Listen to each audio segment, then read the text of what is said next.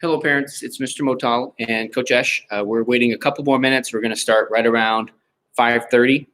If you have some questions that you want to submit, if you would look on the Google Forms link. We're not going to be monitoring the comments in the YouTube. So there was a link that was in Google Classroom with this YouTube link. And there's also a link on our campus webpage where you can submit questions. So that way we'll have some time at the end. We'll be happy to answer whatever questions you have. So again, just a couple minutes and we'll get started. 20 people. 23.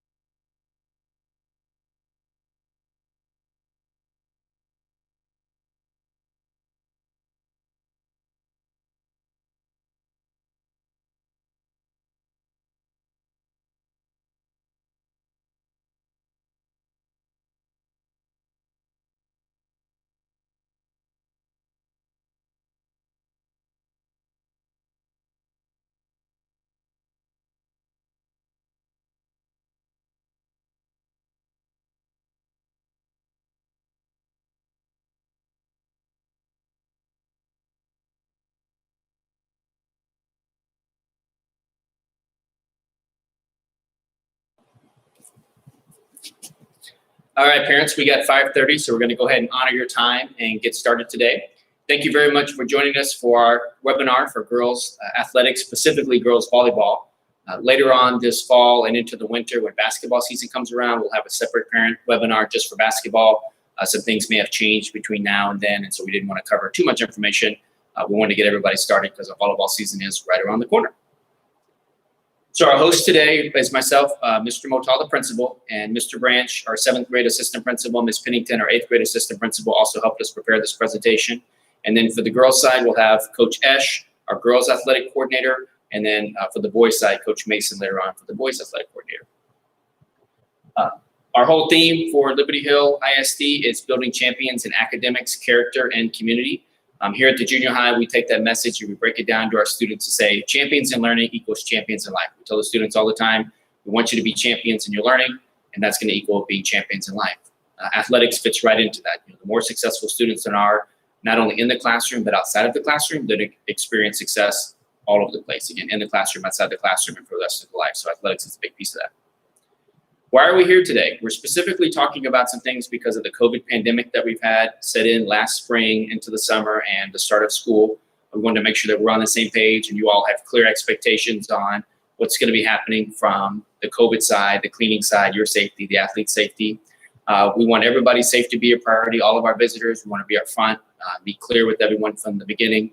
I always say clarity precedes competence. In order to be competent as a team, with the athletes and with y'all as fans, we need to be clear from the beginning.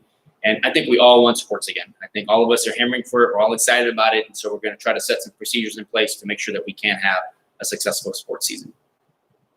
We're going to first talk about tickets to the games. Then we're going to talk about COVID screening, attendance at the games, cleaning at the games and after the games, fan expectations, and then we'll talk a little bit about specifics for girls or specifics for boys depending on the presentation.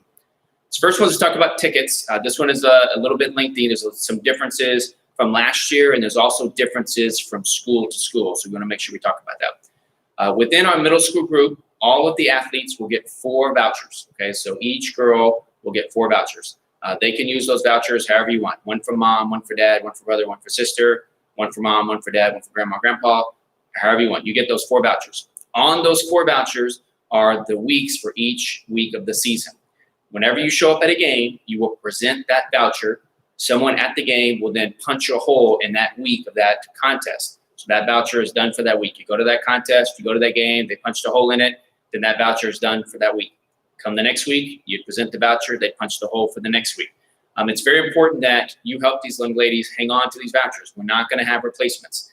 We're going to be really strict on the replacements because, as you can imagine, we really are trying to restrict fan attendance so that way we can have a successful sports season. If we're just handing out extra vouchers all the time, we're really going to run into a problem and have a lot of people attending, and we have to tell some people that to turn away. We really don't want to do that. So please help the young ladies keep track of those vouchers so that way we don't have to do any type of replacements or anything like that, because we really want to try to stay away from that.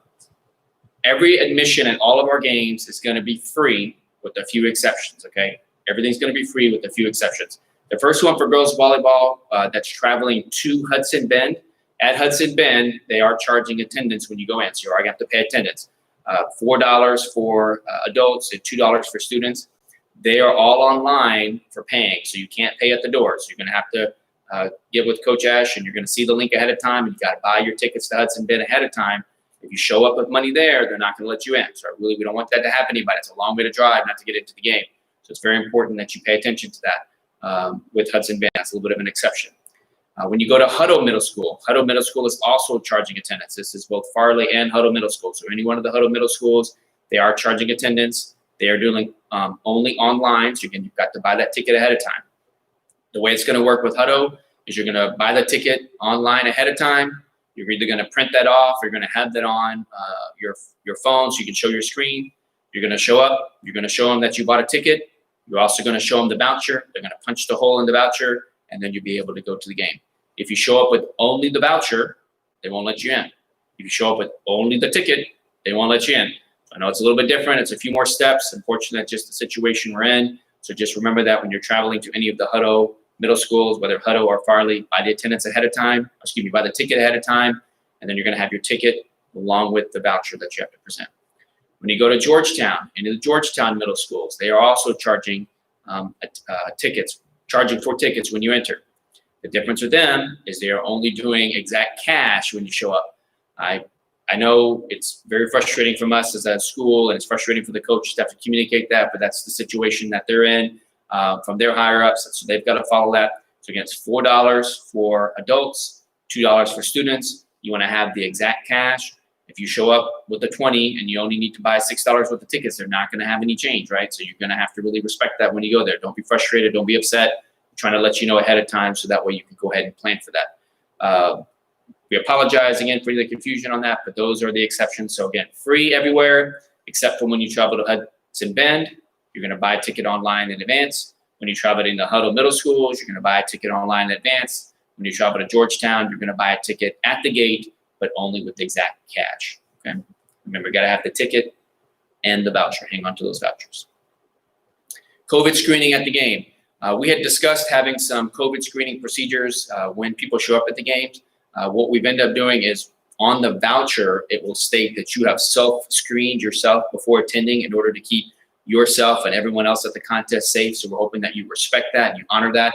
If you are feeling ill in any way, you have any COVID symptoms, you have any type of fever at all, it's very best to stay away. The last thing we want is for you to be sick and then get someone else sick, which then results in other people getting sick, which potentially could pause the season or end the season. And we don't want that, right? So please respect that. Please honor that. If you have any questions or concerns about that, please contact me as principal, and I'll be happy to discuss those with you.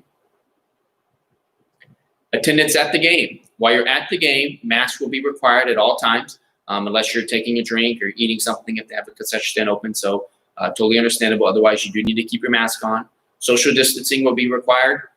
Depending on the gym you go to, they're going to have seats sectioned off various different ways, right? Some might have a whole bleacher row sectioned off. Some might have a whole section sectioned off. So just respect that when you get to the gym. Here in Liberty Hill, we'll have bleachers marked off of where you can and cannot sit. And please honor that so that way we can get everybody into the game safely.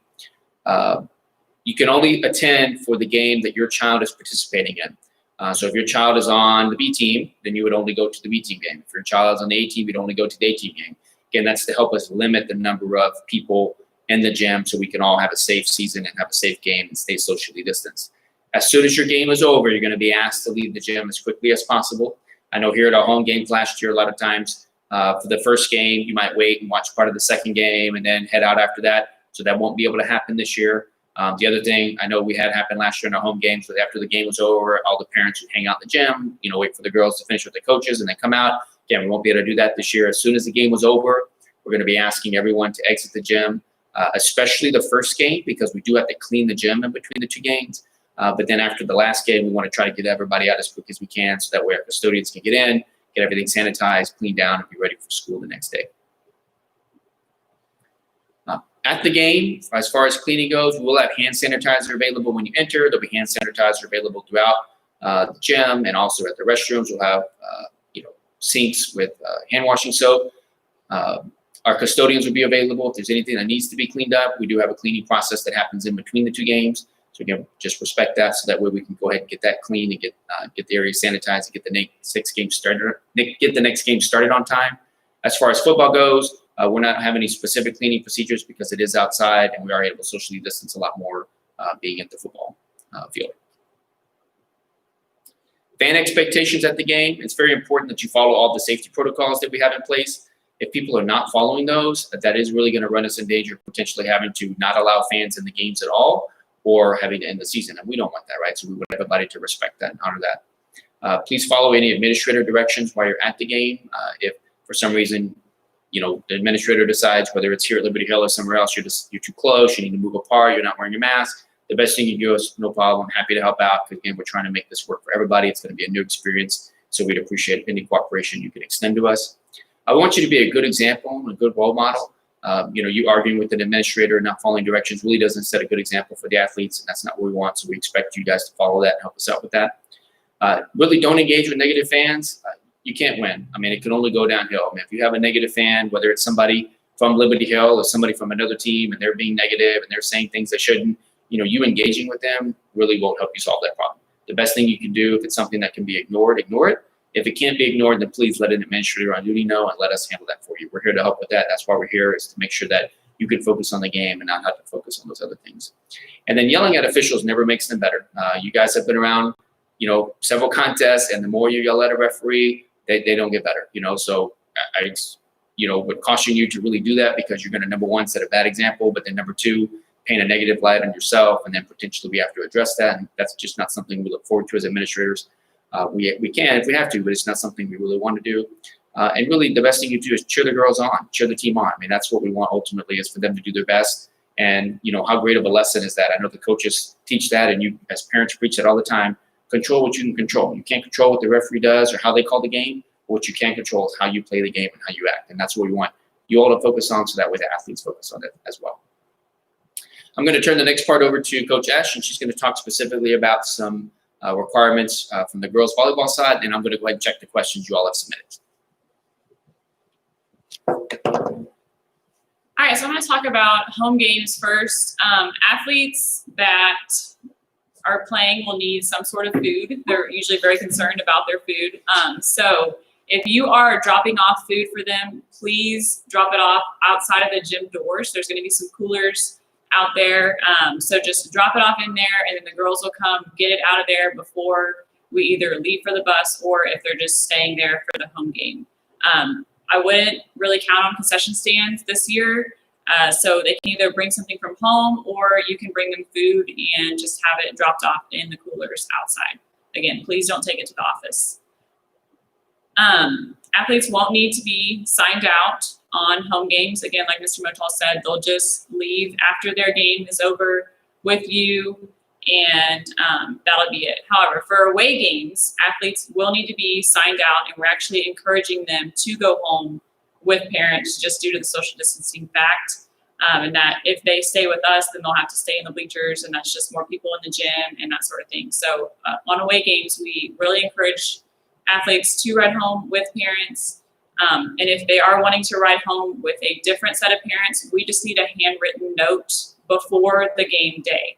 So we'll need a handwritten note from you saying, your daughter is going home with someone else, and signed by you, and then we'll make a note of it that they're going home with them. But as long as they still will need to be signed out from that parent. Another thing about home games is that athletes will stay here at school. They're not allowed to leave and go home with you and then come back up for the game. So they will have to stay here, and they'll just kind of hang out, do homework, eat, those sorts of things. If they need to go to tutorials, they're allowed to go to tutorials and come back. So home games, they'll stay here. Away games, they are required to travel on the bus with us. So I believe that's about it. All right, thank you, Coach Esch. So we had a few, we had a few questions submitted that I want to go ahead and address. The first one is, do we offer soccer? Yes, we do offer soccer, but that's not until the springtime. April, May is generally when our soccer season starts. If you are working remotely and online, can you participate in sports? And the answer would be yes, you can participate in sports. Is there an athletic trainer available at games? Yes, all sites have an athletic trainer, both here at Liberty Hill and any site we travel to. That's part of the agreement, is that an athletic trainer is available. What time are games? Game times are found in multiple places. The coaches send out schedules with the athletes. They're in the Google Classroom, they're on a calendar, they're on Rank 1. All of those schedules should align. If you ever see a discrepancy, like one says 5:15, other one says 5:30, please get in contact with coach right away so we can try to figure out why there's a discrepancy, because there shouldn't be. The last question that Coach Esch will have to answer would be, can girls purchase additional practice uniforms? Is that possible? No. So the answer would be no, you can't purchase additional practice uniforms. I'm sorry about that.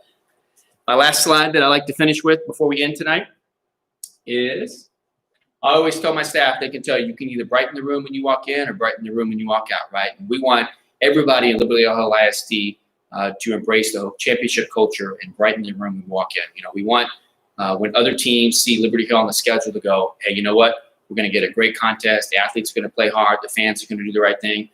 We don't want to be the school on the schedule where people are dreading us, going, oh my gosh, here goes Liberty Hill again. They're going to do X, Y, and Z.